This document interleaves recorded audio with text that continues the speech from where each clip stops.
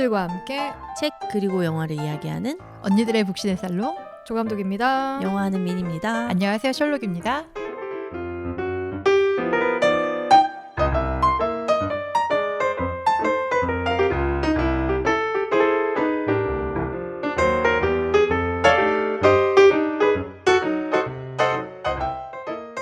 다시 왔어요. 너무 춥네요, 겨울이라. 이 방송이 우리가 11월 그쵸? 11월에 11월. 나가는 방송이잖아요. 그쵸? 벌써 춥겠다. 11월이 되고 야 이거 금방 또 12월이고. 그러니까요, 트렌드 코리아 2025년 아, 예약 정말. 걸어놨는데. 우리가 세이노에게 가르침을 받은 지 얼마 안 된 것 그러니까요. 같은데. 아, 야, 셜록님이 이렇게 적어놨어. 음. 저번 주에 사라진 것들을 녹음하면서 열정을 잃지 않고 살아가는 게 참 중요하다 느꼈는데요. 끊임없이 배워야 하는 것 같습니다. 그치. 언니들 요즘 배우고 싶은 거 혹시 있으신가요? 아니면 새롭게 도전해보고 싶은 거? 있으셔서 아마 이런 질문을. 저는 사실 요즘에 좀 많아요. 오. 왜냐면 일을 조금 줄여서 하다 보니까 네. 시간이 많아져서 사실 원래 제가 리스트를 봤어요. 네. 제가 한창 바빠서 시간이 하나도 없었을 때 좀 한 가지만 해야지라고 했던 게 뭐 킥복싱도 있었고 뭐 암벽 등반도 있었고 되게 많았는데 막상 시간이 생기니까 그걸 안 하게 되더라고요. 맞아. 요즘에는 제가 저번 달에 말씀드렸는데 제가 챗GPT를 되게 많이 사용하고 있다고 말씀드렸잖아요. 그래서 뭔가 AI하고 좀 친해져 볼까? 해갖고 제가 사실 외국어 공부 되게 좋아하는데 이제는 인간의 언어보다 컴퓨터의 언어를 좀 배워보자. 맞아요. 그래서 뭐 요즘에 C 언어랑 코딩 이런 걸 한번 수업을 등록을 해놨어요. 야. 아직 듣진 않았어. 아니, 진짜 부지런하다. 어려워. 저는 일본 여행을 다녀오면서 약간 일본어를 배워보고 싶다는 생각을 했는데 히라가나? 가타카나? 뭐 이런 아예 글자 자체도 못 읽으니까 까막눈이어서 너무 근데 가타카나 너무 어려워. 너무 불편하더라고요. 그 좀 약간 쉬운 이런 글씨가 그럼 히라가나. 그것만 읽어도 조금 나을 것 맞아요. 같긴 히라가나라고. 한데 그래서 영어도 저는 약간 실력이 애매한 데서 멈춰 있은 지 지금 몇십 년이라 그것도 되게 아쉽고 뭐 영어든 이러든 좀 뭐라도 사서 공부를 해볼까? 뭐 무슨 앱이라도 뭘 깔아볼까? 그런 생각을 하고는 있어요. 근데 좀 뭔가 그쵸. 배우고 싶은 거는 많은데 항상 시작하기 전에 포기하게 되니까 최근에 사주 카페 갔다 왔거든요.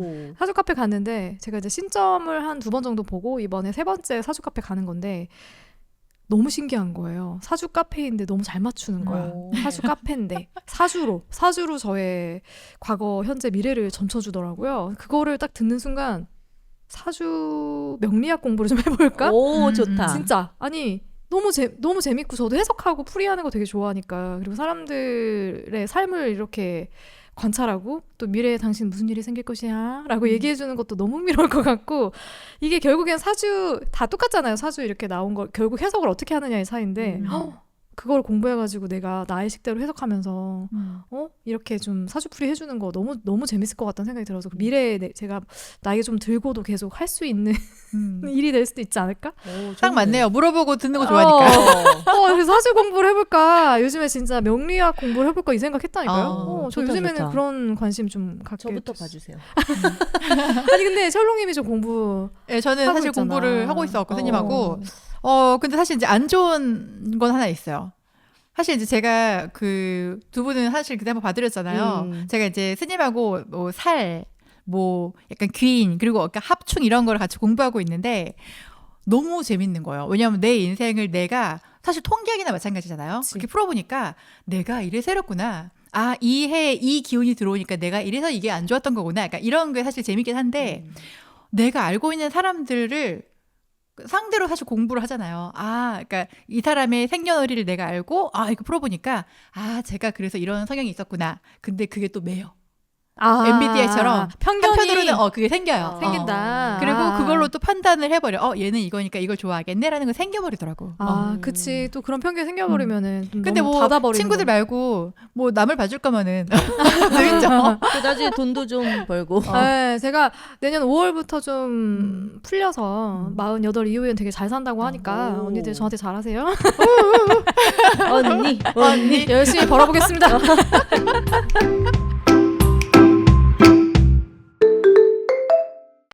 오늘은 제가 선정한 의외의 영화죠. 자, 조나단 글레이저 감독님의 존 오브 인터레스트로 이야기를 나눠볼 텐데요. 두 분 원래 이 영화를 보셨었나요? 이게 화제의 영화였죠. 음, 왜냐면 뭐 아카데미도 그렇고 유수 영화제에서 상을 많이 받았고 그리고 좀 그 홀로코스트를 다룬 영화인데 시선이 좀 달라서 저도 주변에 추천 되게 많이 해주셨고요. 그래서 영화를 궁금증을 정말 그 궁금함을 이길 수 없어가지고 봤죠. 네. 저 되게 놀라셨을 거예요. 제가 이 영화를 선정을 해서. 그러니까. 아니 왜냐면 제가 보고 나서도 이거는 셜록님 취향은 아니라고 생각했거든. 네. 네. 사실 저는 작품을 선정 이유를 먼저 설명을 드리면 저는 원래 홀로코스트 영화를 되게 좋아해요. 예, 근데 문제는 뭐냐면 제가 이제 비주얼적인 자극에 너무 약해서 항상 이렇게 봐야 되다 보니까 너무너무 사실 싫은 거예요. 그 시간이. 그래갖고 항상 누군가와 같이 봐야 돼요. 그런 장면이 나오면은 전 가리고 야 됐어 확인하고 하거든요. 근데 사실 그게 안 본다고 안 보는 게 아니잖아요. 그죠. 그래서 항상 그 여파가 갔는데 영화가 나왔는데 주제가 홀로코스트에 관련된 거고 그리고 와 자극적인 장면이 한 장면도 안 나온대. 그럼 봐야지. 그럼 봐야지가 저의 선정 이유였고 저는 사실 어렵고 지루했어요. 친절한 영화는 아니에요. 저는 아직 아시잖아요. 저는 마블 영화 좋아하는 거. 저는 어렵긴 했어요. 셜록님 왜 이렇게 웃기지? 지루하기도 하고 그냥 짜증나 하고서 중간중간 저게 뭐야 했는데 그 사실 이제 이거를 선정할 것까지는 생각을 못했다가 아니야. 질문이 너무 많은 거예요. 그리고 사실 되게 좀 잔인하다고 느꼈던 부분들도 되게 많고 맞아요. 영화의 메시지가 너무너무 확실하잖아요. 그래서 함께 얘기해보면 좋겠다라고 생각했어요. 그리고 사실 저는 이게 영화라기보다는 이게 음향을 많이 사용하긴 하지만 너무 이게 잘 쪼이잖아요, 음향으로. 그래서 뭔가 저는 한편 다큐의 느낌이 났어요. 맞아요. 그래서 주류했던 것 같고, 그래서 내용도 사실 뭐 기승전결이 있는 내용이라기보다는 큰 사건이 없다 보니까 연출에 의존을 많이 해야 됐고, 맞아요. 연출을 보다 보니까 또 질문할 게 많이 생기네. 그래서 오늘은 또 두 분의 전문가가 있으니까 제가 또 많은 질문으로 한번 이어가 봐야 되겠다라고 생각했고, 작품 소개를 잠깐 드리면 이 영화는 아까 말씀드린 대로 조나단 글레이저 감독의 영화였고요. 원래 원작이 있더라고요. 마틴 에이미스 작가가 2014년에 쓴 작품이 있는데 내용이 다르대요. 그냥 틀만 좀 가져온 것 같고 최초로 공개된 거는 2023년 5월 20일에 칸에서 최초 공개됐는데 우리나라는 올해 6월 달에 개봉을 했더라고요. 현재 한 20만 명 정도 관객이 동원된 것 같고. 많이 들었어요. 그렇죠. 이 영화치고는 많이 든 것 같아요. 엄청 많이 들었어요. 그래서 제가 이걸 봤더니 사람들이 그 평론가 누구시죠? 이동진. 두 번째 5점 작품이다. 올해 2024년에. 네, 이게 좀 홍보가 돼서 네. 궁금해서 보신 분들도 꽤 있더라고요. 맞아요. 네. 이 영화는 일단 아까 말씀하신 것처럼 엄청나게 상을 많이 받았어요. 일단 뭐 굵직굵직하게 말씀드리면 76회 칸 영화제 그랑프리 받았고 뭐 사운드 트랙 수상을 했고 또 96회 아카데미 시상식 장평 국제 영화상 또 음향상도 수상했고 등등 엄청 많은데요. 영화가 홀로코스트를 주제로 한 작품인데 또 그동안 사실 많은 영화에서 다뤄왔던 나치랑 유대인의 구도를 다루잖아요. 근데 이 유대인의 박해에 대한 이런 직접적인 묘사가 하나도 안 나와요. 그래서 전 좋았고요.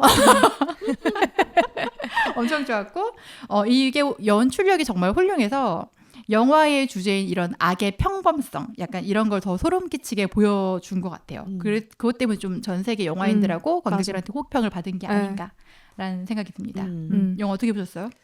저는 그 극장에서 봤는데 이동진의 언택트 톡이란 게 있어요. 그래서 영화를 보고 나서 이동진 씨가 오는 건 아니고 미리 찍어놓은 영상으로 뒤에 해설을 해주는 그래서 총 한 4시간을 극장에 있게 되는 그걸로 봤는데 왜냐면 이 좀 뭐랄까 그 보기 전에 이미 이동진 평론가님이 좋게 평한 것도 알고 있었고 근데 그 실제 관람을 한 관람객의 평이 조금 너무 어렵다 막 이런 것들이 있어서 뭐 해석의 여지가 많다고 해서 언택트 톡을 봤는데 뭐 이동진 평론가님도 자기 생각이지 사실 그게 뭐 이렇게 정확한 정답은 아니니까 근데 이해하기에 많이 도움이 됐던 거는 같아요. 사실 홀로코스트를 그린 영화 많잖아요. 뭐 신들러 리스트, 선 오브 사울, 뭐 인생은 아름다워. 근데 항상 그 나치 영화들의 주인공은 피해자인 유대인이지 그치. 이런 나치 뭐 장군 가해자. 가 주인공인 영화는 처음에서 되게 새로웠고 그리고 이런 우리가 아는 그런 학살에 관한 직접적인 장면 하나도 안 나오는데 막 그 주인공 루돌프의 군화에서 흐르는 피나 아니면 뭐 그 담장 너머 굴뚝에서 나오는 연기 막 멀리서 들려오는 비명 소리 이런 걸로 그 시대의 비극을 표현하는 게 되게 이 영화를 보는 내내 물론 되게 다큐 같은 이유가 카메라를 엄청 많이 설치하고 그냥 이제 움직이지 않고 다큐처럼 그냥 우리 그 뭐라 그러죠? 그 실제 그냥 삶을 보는 리얼리티. 관찰 카메라처럼 그렇게 찍었대요. 그러니까 콘티나 뭐 이런 거 없이. 그래서 그런지 정말 다큐 같은 느낌이 나면서 지루할 수도 있는데 사실은 그 안에 굉장히 조용히 이 메시지들을 묻어놓은 그런 것들을 찾아가는 재미도 저는 되게 있었어요. 영화를 보면서. 그래서 그 설계를 찾는 게 어려웠어요. 되게 그래서 미세하게 묻혀놨어. 맞아. 그러니까 딱 그 생각이 드는 것 같아. 진짜 좀 지루하고 너무 느리게 전개가 되다 보니까 왜 홀로코스트 영화를 이렇게 만들었지? 오히려 좀 미심쩍게 만드는. 그러니까 뭔가 있을 거야.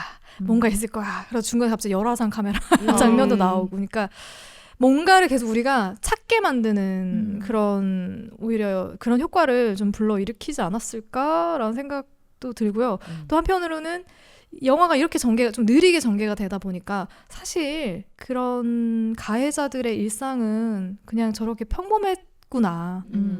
그거를 우리가 또 공감하게, 그러니까 막 역동적으로 이 사람들이 총 쏴! 죽여! 뭐 이게 아니라 그냥 느리 그냥 뭐 정원을 가꾸고 뭐 갑자기 낚시를 가고 막 어디 물가에서 놀고 막 정말 단면적인 그런 모습들이 느리 비추니까 이게 반대로 되게 좀 어떻게 저렇게 정말 평범하게 사는 사람들이 저렇게 잔인하게 학살할 수 있었지?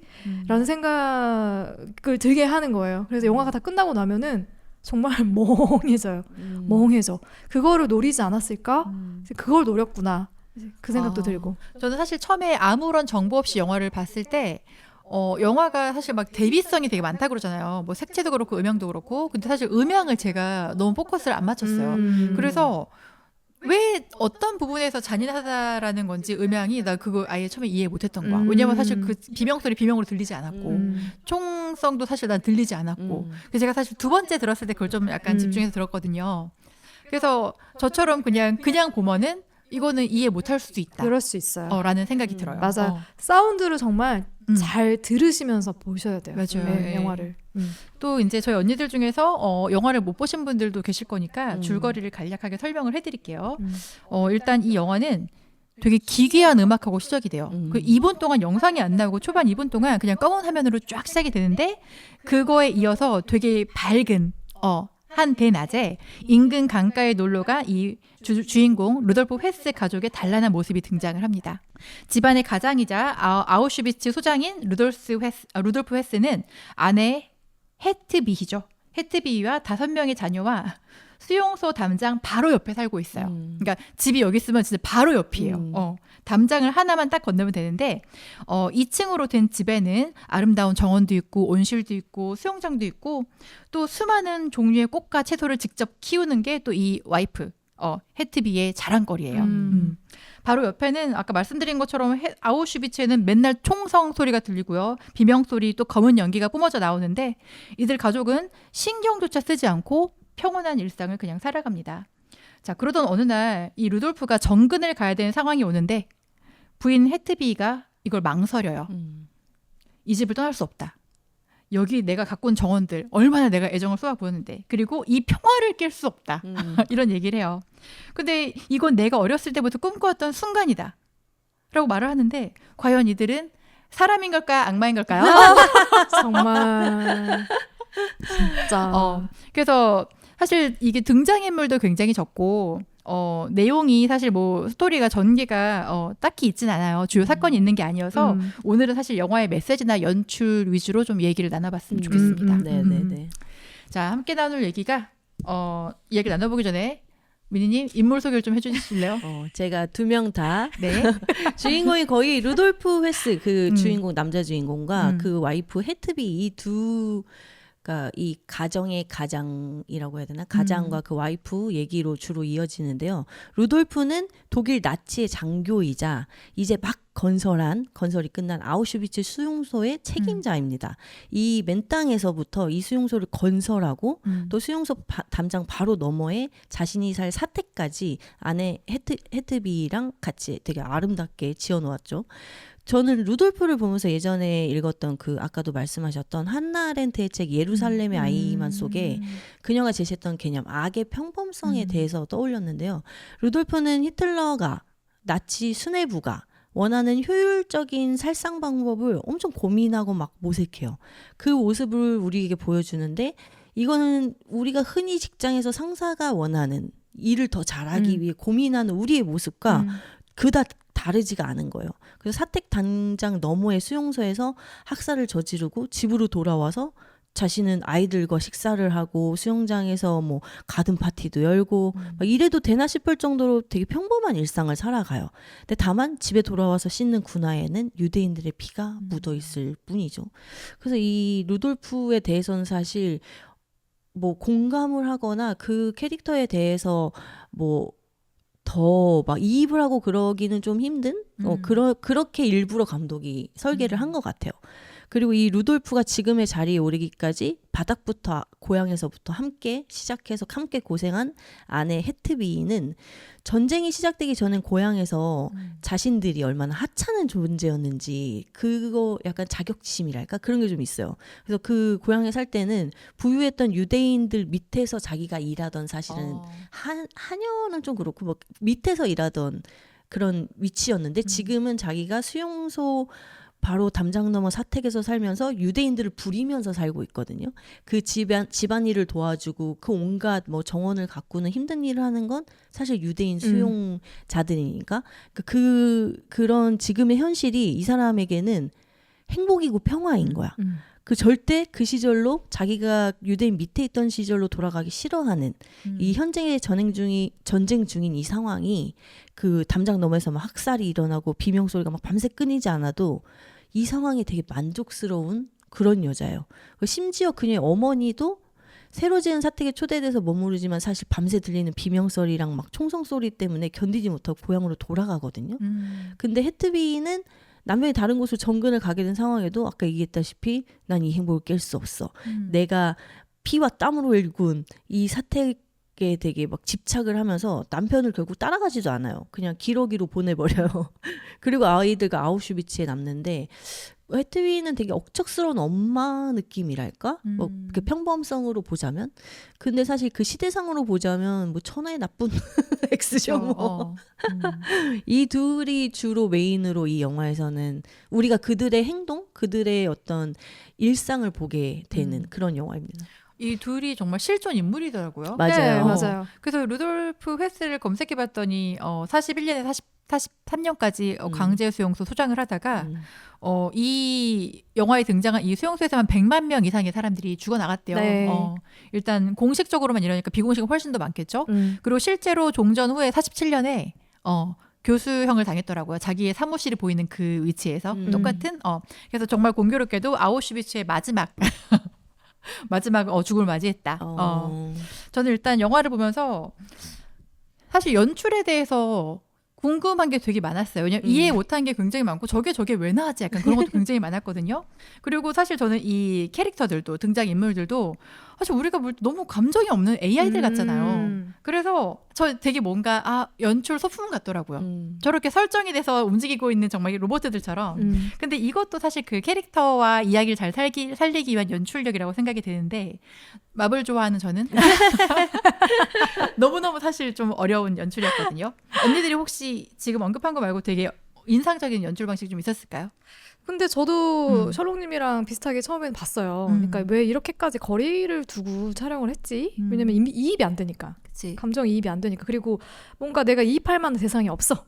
대상이 없어. 왜냐면 그냥 이 회스 부부의 일상적인 대화만 계속 이어지고 아이를 케어하고 정원을 가꾸고 이런 모습들만 이어지니까 그래서 좀 저도 사실 보는데 좀 힘들었어요. 힘들었는데 이게 다 보고 나서 와 진짜 이런 부분에서 되게 잘 만들어졌다고 하는 거구나라고 느낀 거는 그렇게 거리를 두었기 때문에 오히려 반대로 진짜 나는 혹시 그들과 같은 모습으로 살아가고 있는 그런 순간들은 없었을까? 이런 거를 생각해보게 되는 그러니까 악의 평범성에 대해서 정말 깊이 생각해보게 되는 지점이어서 그런 거리두기 촬영 이게 카메라가 뭐 20대가 들어갔다고 했나요? 네, 10대 20대. 그쵸. 뭐 그 정도 들어갔다고 하잖아요. 그래서 그런 연출 방식이 굉장히 실험적인 방식이고 또 이것도 A24에서 제작했잖아요. 맞아요.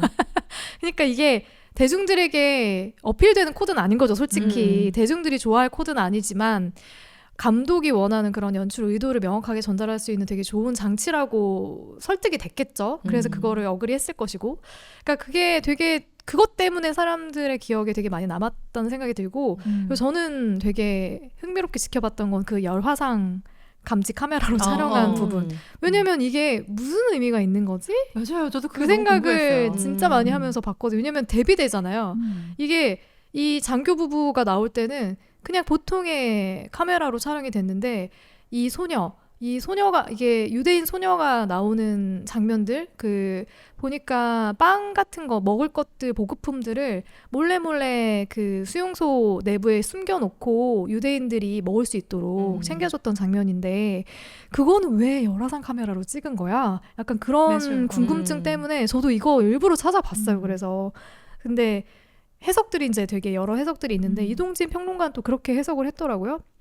이게 정말 어둠 속에서 그러니까 정말 이 소녀가 행했던 이 행위 자체가 진짜 어둠 속에서 막막함 속에서 목숨을 걸고 행해졌던 그런 행위이고 거기에서 느낄 수 있는 건 인간의 체온뿐 그런 것들을 대비되게 표현하기 위해서 했던 것이고 그리고 실제로 이 유대인 소녀의 모델이 되었던 분이 계시더라고요. 여기 알렉산드라 비스트론이라는 유대인인데 이분이 생존에 계신 상태였고 이 감독이 그 유대인 수용소를 어떤 식으로 이제 만들고 또 연출해야 될지에 대한 고민이 깊었을 때 이제 이분을 찾아가서 뭐 인터뷰 같은 걸 했었나 보죠. 근데 그분의 일대기를 듣고 이분이 이제 어린 시절에 그런 활동을 했었다. 그 유대인들에게 같은 민족들에게 이제 도움을 주기 위해서 위협을 무릅쓰고 이런 활동을 했었다라는 얘기를 듣고 그거를 이제 영화 속에다가 담게 됐다는 얘기를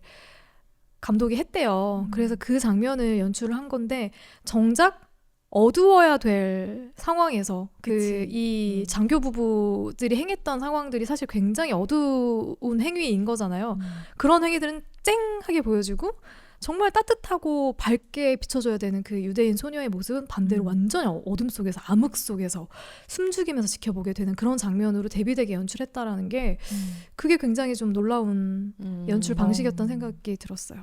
저는 그걸 보면서 사실 열화상 카메라라고는 생각을 못했고 저는 그 네가 필름이라고 우리 왜 필름 카메라 찍으면 필름은 이게 현상을 하면 우리가 컬러로 보게 되지만 그 네가 필름 원본은 그것처럼 이렇게 반전이 되어 있잖아요. 까만 게 하얗게 나오고 하얀 게 까만 그게 원본 필름이거든요. 원본이거든요.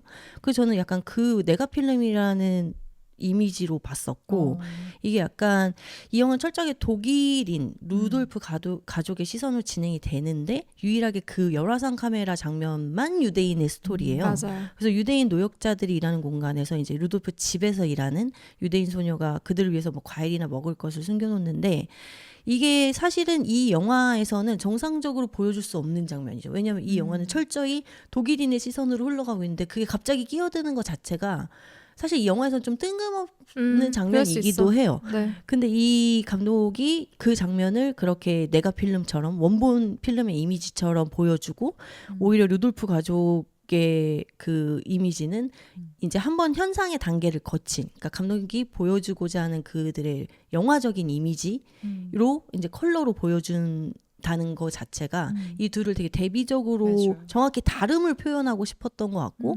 오히려 우리가 익숙한 컬러로 보여지는 루돌프 가족의 모습 은 원본이 아닌 거죠. 그러니까 리얼이라기보다는 그 유대인 소녀가 행하고 있는 그 네거필름적인 이미지가 감독이 보여주는 이게 약간 사실이고 진짜야라는 의미가 아니었을까? 저는 그냥 혼자서는 그렇게 생각을 했었어요. 참고로 이 영화를 찍을 때 조명을 아예 안 썼다고 하거든요. 그래서 밤신을 찍을 때도 조명을 쓸 수가 없어서 이걸 어떻게 표현할 것인가를 고민하다 열화상 카메라로 넘어간 걸로 저는 알고 있어요. 열화상 카메라를 쓰긴 썼군요. 네.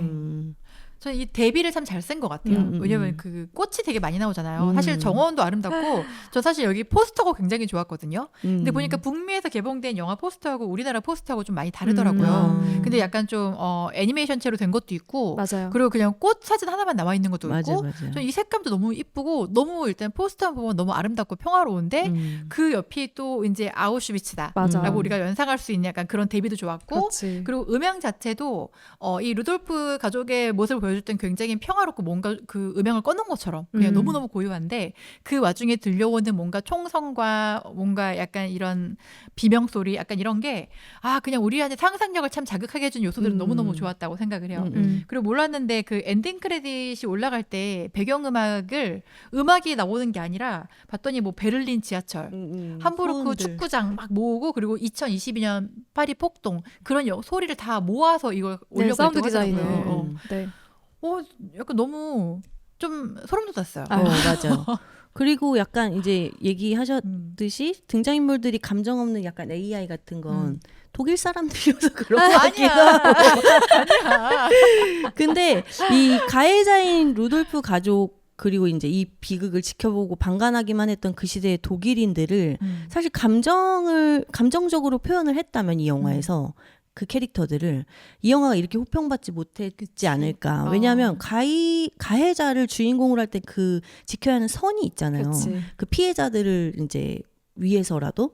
근데 이 감독인 조나단 글레이저도 유대인이에요. 근데 가해자를 주인공으로 영화를 만들면서 넘지 말아야 어떤 선 그것을 캐릭터의 무감정으로 잡은 게 아닐까라는 생각을 했었고 또 영화상에서 독일인 중에 유일하게 감정을 보여주는 캐릭터는 그 아내인 헤트비의 엄마인데 맞아. 그건 자신들이 행하고 있는 학살에 대한 죄책감과 공포를 느끼는 장면이거든요. 그게 유일하게 이 영화에서 어떤 캐릭터가 감정을 보이는 유일한 장면이에요. 그러니까 다 그런 건 아니다라는 거 보여주고 싶은 게 아닐까? 그래서 감독은 사실은 그걸 보여주고 싶은 거지 가해자들도 평범한 사람들이다 뭐 이런 걸 보여주려고 그들의 일상을 보여주는 게 아니었다. 그래서 캐릭터들에게 일부러 감정을 더 주지 않았던 거 아닌가 그런 생각이 들었어요. 그 중간에 헨젤과 그레텔 얘기는 왜 나온 걸까요? 헨젤과 그레텔 얘기도 했던가? 네, 줄거리가 나오잖아요 중간에. 그거는 책 읽어줄 때? 그러고서 이제 소녀가 등장하길래 저는 어떤 그 연관성이 있나 싶은 거지. 그냥 저는 그 동화를 읽어주는 거는 그런 아버지로서 다정함을 가진 내용이랑 상관없이 그런 측면을 부각했다고 생각했어요. 그리고 바로 그 열화상 카메라에 그 소녀가 담기길래 저렇게 매치 안 되는. 그리고 언니들 정말 포스터를 한번 찾아보세요. 포스터가 너무 아름다워요. 그러니까요. 저는 약간 악의 평범성 얘기를 좀 해보고 싶어요. 약간 도덕적인 무감각, 약간 이런 걸 볼 수 있는데, 이 가족은 수용소 바로 옆에 살면서도 너무 죄책감을 안 느끼는 것처럼 보이거든요. 저 되게 충격적이었던 게 뭐였냐면은, 그 어머니 와 계실 때, 막 비명소리가 들리고 하니까 개가 짖어요. 근데 그 아내가 조용해! 하는 거야. 걔만 또 못한 그런 도덕성을 보여주는 건가? 근데 궁금했어요. 왜냐면 항상 그 루돌프도 수만 명씩을 죽이고 집에 들어올 텐데 집에서는 너무 따뜻한 가장의 역할로 또 살아가고 있잖아요. 근데 과연 이런 도덕적인 무감각은 어떻게 형성이 된 것이며 과연 이 사람은 이게 직업이기 때문에 수행하는 걸까? 정말 내면의 갈등이 아무것도 없을까? 좀 이런 게 좀 궁금했어요. 이게 앞에서도 전 잠깐 언급했지만 그 악의 평범성이라는 그 프레이즈 자체가 그 시절 루돌프나 아니면 수많은 나치 군인들을 표현하는 가장 정확한 표현이 아닌가? 왜냐면 너무 많은 독일인이 그 일에 동참했잖아요. 동의하고 그 독일 사람들은 또 일을 아주 철저하고 깔끔하게 잘하잖아요. 자동차도 튼튼하게 만들고 이게 당인정신. 예루살렘의 아이만을 그 책을 보면 나치 전범으로 이제 아주 오랜 세월이 흐른 뒤에 잡혀서 전범 재판을 받는 아돌프 아이히만한테 사람들이 도대체 왜 그런 학살을 저질렀고 어떻게 너는 아무렇지 않을 수가 있냐, 죄책감도 없냐, 네가 인간이냐 막 이렇게 물어보니까 너무 캄하게 뭐라고 얘기하냐면 나는 그냥 군인이고 공무원이었을 뿐이고 상부에서 시키는 지시를 그냥 최선을 다해 실행한 것밖에 없다. 그건 죄가 아니지 않냐. 난 그냥 일을 열심히 한 독일인이다. 라는 희대의 망언을 남기는데 사실 이 책의 작가인 한나 아렌트도 유대인이에요. 근데 그의 말을 들으면서 자기가 유대인임에도 불구하고 그럴 수도 있겠다. 그게 바로 악의 평범성이 아닐까? 학살도 일이 되면 막 잘했다고 능력을 인정받고 싶고 이게 도덕적 책임감보다는 내가 그냥 잘하고 싶은 마음이 더 커진다는 거죠. 그러다 보면 내가 지금 하고 있는 일이 잘못된 일인지는 중요해지지 않아지고 그러니까 큰 거를 못 보고 이 눈앞에 작은 것만 보게 되는 거죠. 근데 루돌프도 상부에서 되게 인정받고 싶어하고 높이 승진하고 싶어 하잖아요.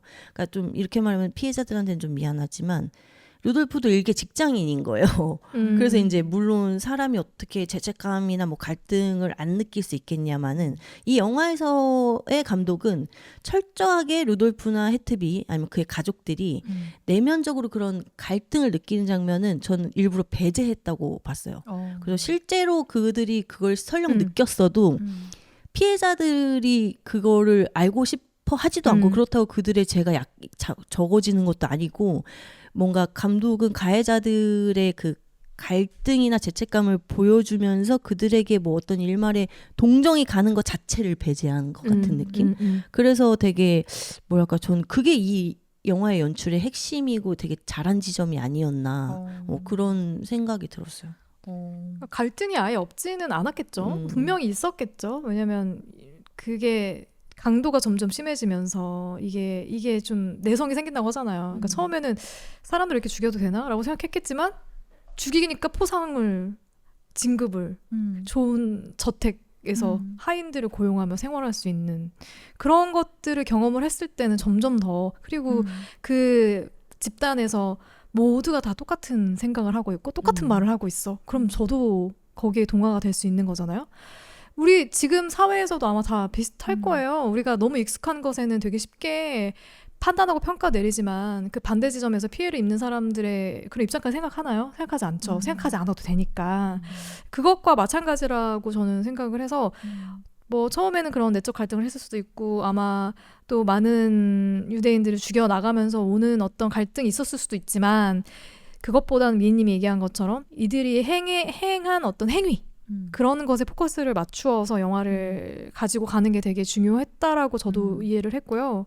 그리고 진짜 정말 상황이 사람을 만든다라는 말이 딱 저는 맞는 것 같아요.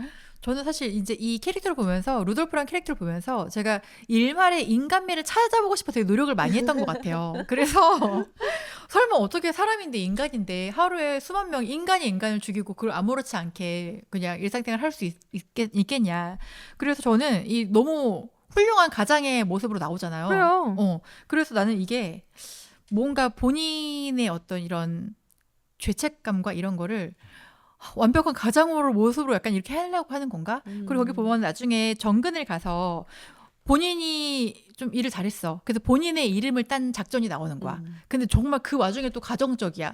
아내한테 전화를 걸어서 내 이름으로 약간 그 작전이 나올 거고 근데 아내가 이걸 뭐 인정을 해주든 안 해주든 되게 좀 차갑고 냉랭하게 반응을 하잖아요. 근데 그럼에도 그냥 그게 나의 책임이고 그냥 나의 어떤 과제 같은 건 거야. 그래서 막 인정받으려는 그런 걸 보면서 그리고 나중에 약간 그렇게 말하고서 막 구역질을 해요. 구역질 하는 거에서 그치 인간인데 저렇게 왜냐면 그 자기가 그 가정에서 이 완벽함을 유지하고 싶은 게 자기의 어떤 이런 반동 심리 아니었을까? 누가 그렇게 완벽하게 가장의 역할을 해요. 난 이것도 조금 약간 AI 같다고 느꼈기 때문에 저는 그냥 진짜 악의 평범성을 얘기한다고 생각했어요. 왜냐면 보세요. 주변에 되게 저 사람 어떻게 저럴 수 있어 싶은 사람들한테도 따뜻한 면이 있고 다정한 면이 있어요. 왜냐면 바람 피는 사람이 집에 되게 잘한단 말이야. 그러니까 이 루돌프죠. 루돌프도 보면 식물 되게 사랑하고 그래서 뭐 그때 뭐 라일락이었나 누가 뭐 그거를 꺾었다고 했나 그랬더니 그런 거를 하게 하면 안 된다라고 하면서 갑자기 무슨 뭐를 그러니까 되게 사소한 거지만 그리고 막 말도 되게 사랑해. 말한테도 막 되게 친절한 아이들한테도 막 동화책 읽어주고 막 이렇게 잠 못 드는 아이들 막 옆에서 곁에 지켜주고 그리고 아내에게 따뜻한 말 해주고 아니 가정에서는 정말 그게 없다니까요. 뭐 이렇게 뭐 그 뭔가 틈이 없다니까요. 되게 완벽한 그래서 사람이야. 저는 너무 불완전한 인간이 너무 약간 흠이 많은 인간이기 때문에 오히려 나머지로 그걸 채우기 위해서 가정 내에서 그렇게 엄청 열심히 한 게 아닌가라는 일말의 인간성을 좀 찾아봤습니다. 그럼 저는 그냥 그러니까 이 당시가 정말로 그냥 정말 그 분위기에 휩쓸려서 이렇게 되게 평범하고 되게 다정한 사람인데 그 분위기에 휩쓸린다는 게 얼마나 무서운 것인가를 보여주는 대목이었다는 그래, 맞아요. 생각이 그게 감독의 의도긴 해. 들고 우리 솔직히 그냥 되게 단적인 예로 진짜 그 도축하는 그리고 막 그 맛있는 그 쇠고기나 돼지고기를 연구하는 사람들도 같은 마음 사실 어떻게 보면은 동물 입장에서는 연한 육지를 만들기 위해서는 우리를 되게 작은 우리를 만들어가지고 거기서 얘가 절대 움직이지 못하게 해야 되고 움직임이 이만큼도 없게 해야 되니까 뭐 주둥이를 묶어야 되고 이런 연구를 하는 사람 분명 있잖아요. 그러니까 뭐 소고기 스테이크 되게 송아지 스테이크 어떤 시기에 나오는 스테이크 어떤 부위의 스테이크를 먹어야 맛있고 이런 거를 아무렇지도 않게 얘기하잖아요. 근데 우리는 그거 안 듣고 싶잖아요. 왜냐면 나도 그거 먹는 거 되게 편하고 생각하면 되게 힘드니까. 그러니까 근데 그런 연구하는 사람들 집에 가서 막 아내한테 되게 잘하고 친구들이랑 되게 잘 지내고 가족한테 너무 잘하고 그런 되게 평범한 사람들일 거예요. 저도 고기 되게 자주 먹지만 저도 솔직히 그 면을 제외한 다른 면은 평범하거든요. 그러니까 그런 거를 생각했을 때는 그냥 다 진짜 평범한 사람들일 수 있다라는 거죠. 네. 그런 생각도 들더라고요. 저는 그래서 이게 아우슈비츠의 얘기만 사실 몰랐으면은 정말 루도프는 완벽한 가장의 모습을 보여주기 때문에 혹할 뻔했지만 사실 정말 충격적인 캐릭터는 헤트비어였어요. 맞아요. 왜냐면 나는 그냥 봐도 비치 같았거든 그냥 그 느낌이. 그리고 약간 아까 말씀드렸지만 헤트비어는 취미가 아름다운 정원을 꾸미는 거예요.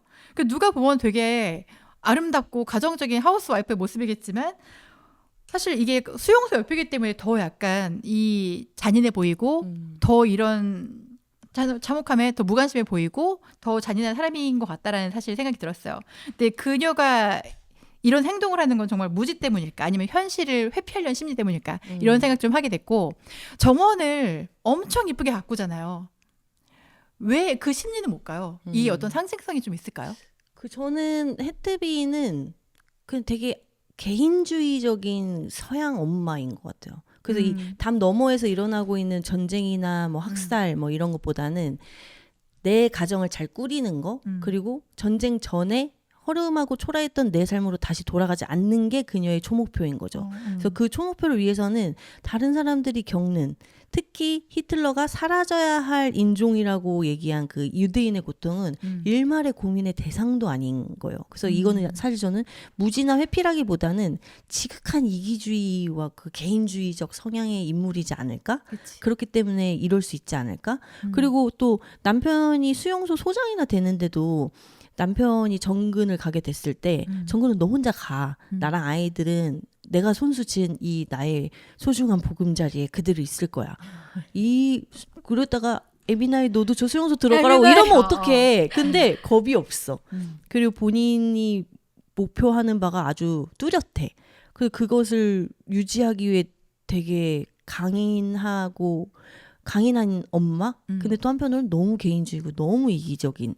그래서 약간 이게 자기가 지은 집에 엄청 집착하잖아요. 이 사택에. 그래서 좀 그 집을 꾸미는 데에 더 집착을 하는 것 같고 내 손으로 정말 하나하나 지었으니까.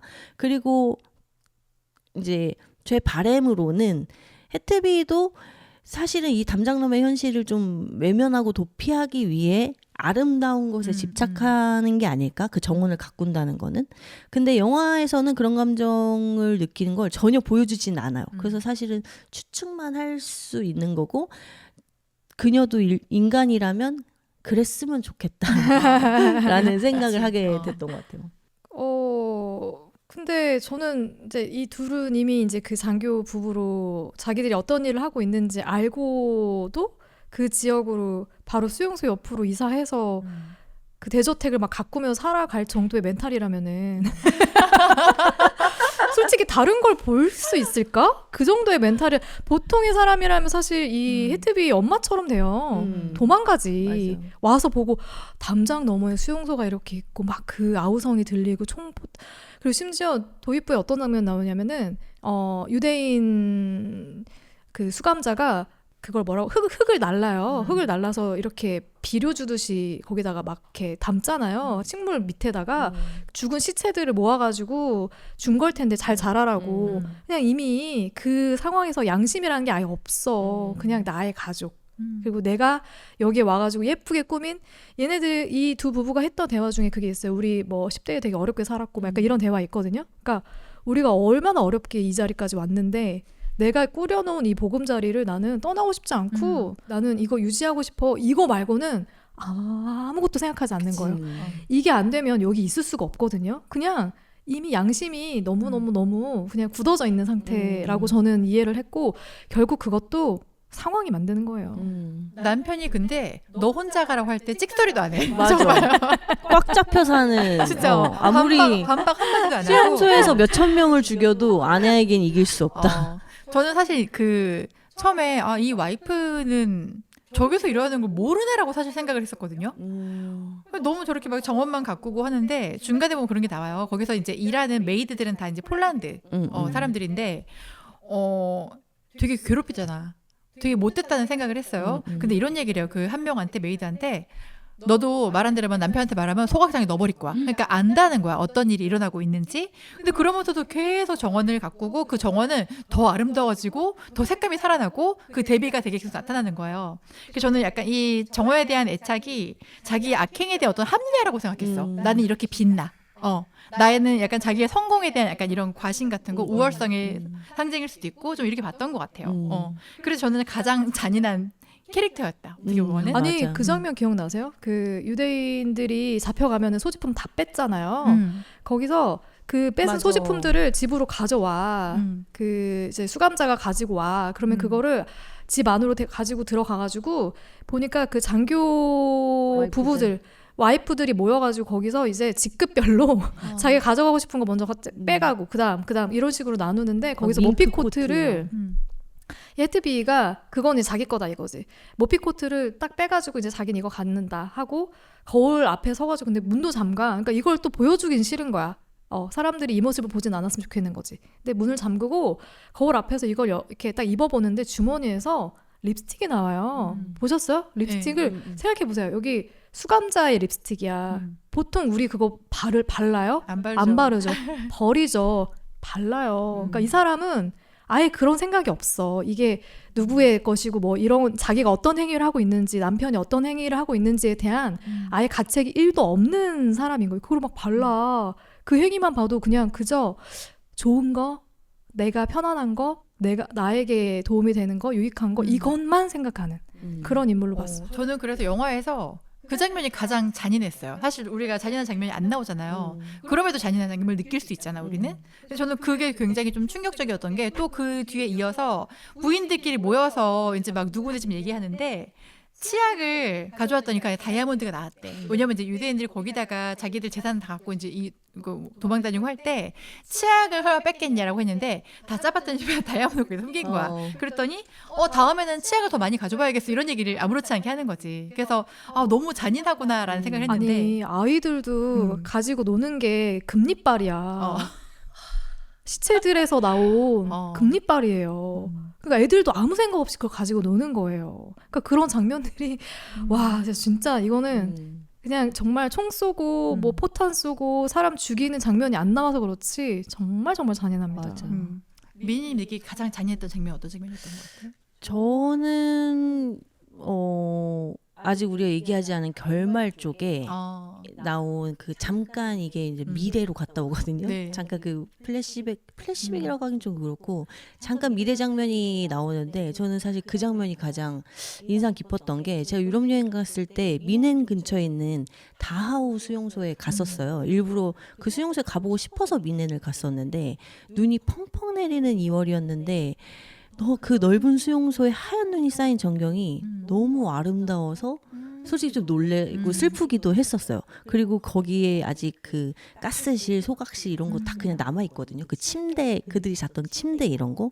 근데 그게 너무 리얼하고 거기에 정말 그때 그 당시에 찍힌 너무 리얼한 그 막 사람 죽은 사진 막 이런 것들을 그 웃으면서 막 이렇게 사람 죽이고 있는 그런 사진들 다 붙여놨어요. 진짜 가감 없이 이거 애들이 보면 큰일 나는 거 아니야? 막 싶을 정도로. 그래서 그때 봤던 그것과 되게 그 미래 장면이 겹치면서 약간 이제는 박물관처럼 되어버린 그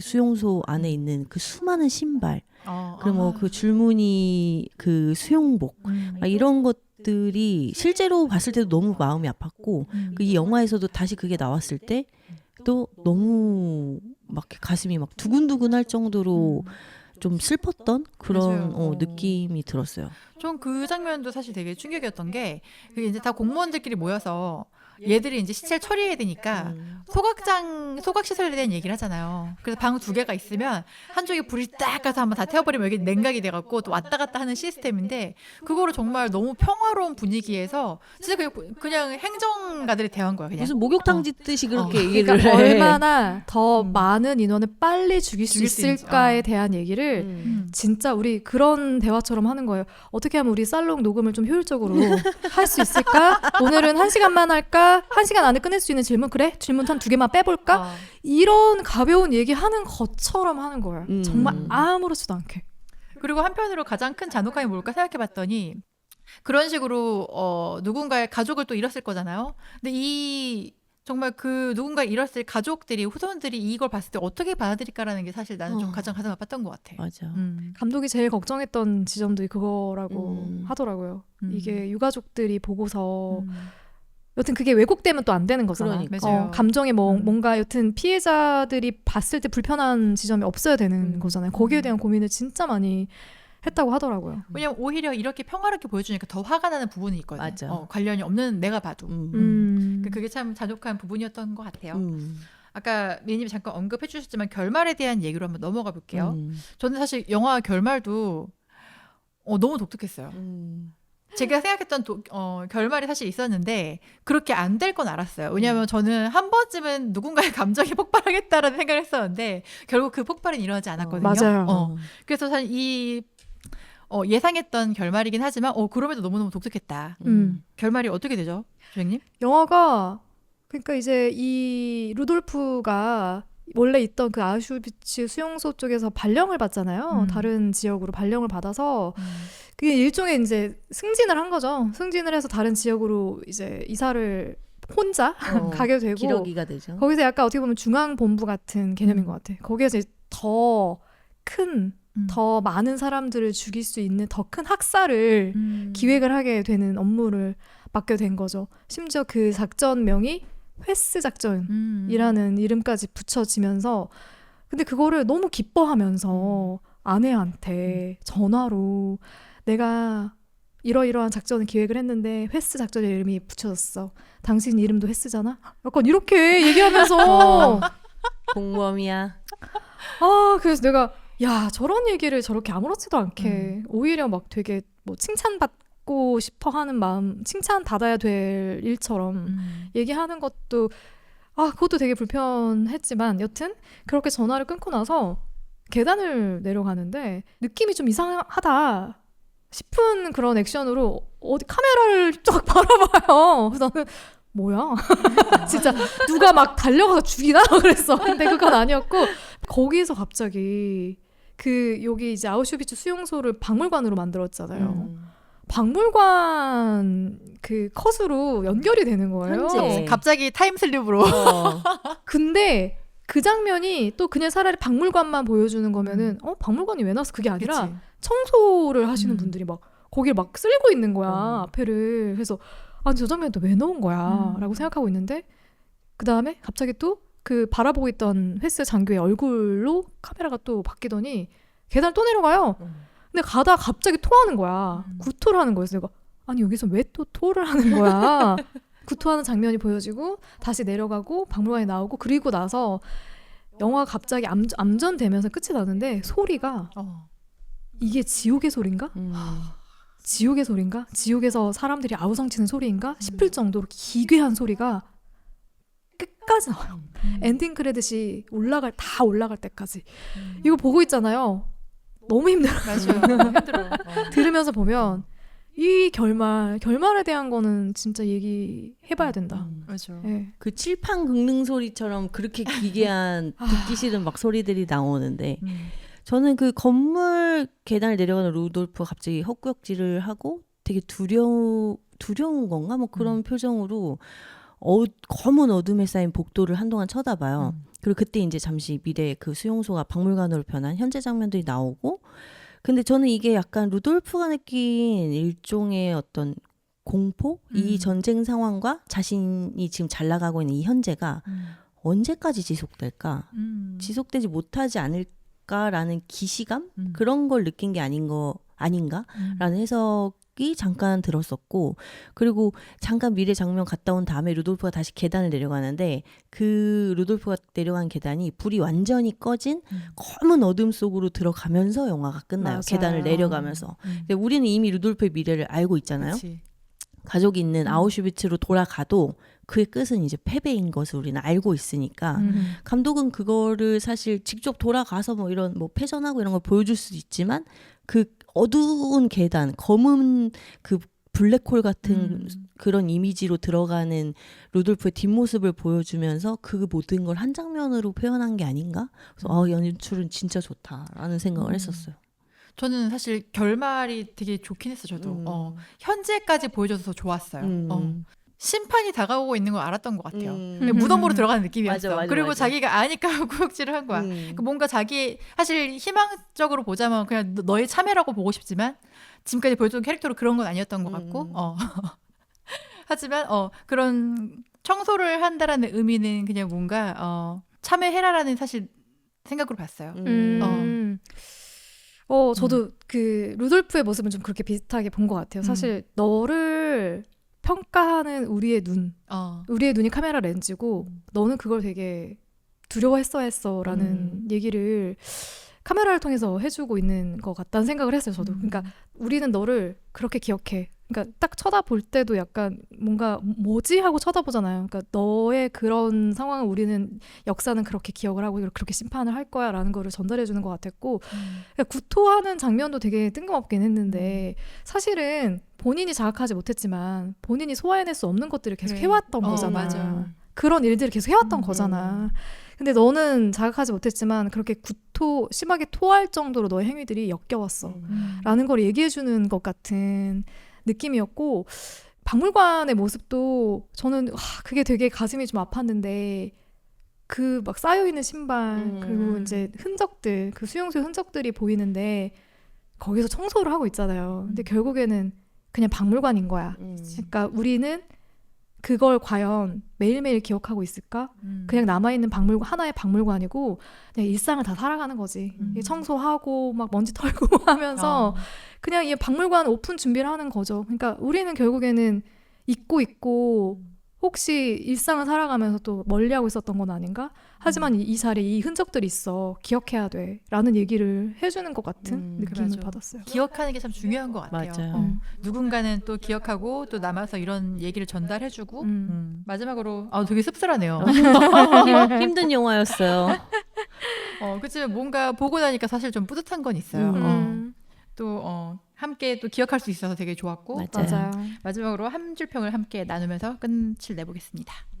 한 줄 평이라면 홀로코스트에 대한 다른 시각 보이지 않아서 더 무서운 공포 뭐 이 정도. 근데 저는 아이가 있는 언니들은 아이와 함께 봐도 좋은 영화라고 생각을 하는 게 저는 역사는 외면하지 않아야 한다고 생각하거든요. 그게 아무리 감정적으로 막 견디기 힘든 내용이더라도 그 시대를 직접 겪은 사람보다 힘들진 않을 거고 또 역사를 알아야 다시 같은 실수를 반복하지 않으니까 사실 아이들 교육적으로도 그리고 약간 이 숨은 어떤 감독이 숨겨놓은 미세한 의미들을 찾아가는 재미까지 같이 하면서 아이들과 보면 역사 공부도 되고 또 다른 여러 시각적인 그런 공부도 되고 좋지 않을까. 그래서 한번 보세요. 제가 제일 듣기 싫어하는 말이 그 어떤 역사적 상처들을 끄집어낼 때 그만 좀 해. 그만 우려먹어. 지긋지긋해. 라는 말이 제일 듣기 싫거든요. 기억해야죠. 그래서 저는 이 영화를 보면서도 그 생각을 했어요. 진짜 기억해야 된다. 기억해야 해. 라는 한 줄 평을 남기고 싶습니다. 맞아요. 저는 일단 너무 평화롭고 아름다워서 더 아픈 영화. 그리고 마무리를 짓고 싶습니다. 야, 근데 셜록님 되게 보기 힘든 영화였을 텐데 잔인한 거 말고 진짜 진짜 잔인하지만 않으면 볼 수 있는 그래요? 것 같아요. 되게 진짜 영화 선정, 책 선정 하시느라 너무너무 고생하셨습니다. 이 영화는 팟캐스트 못할 줄 알았는데.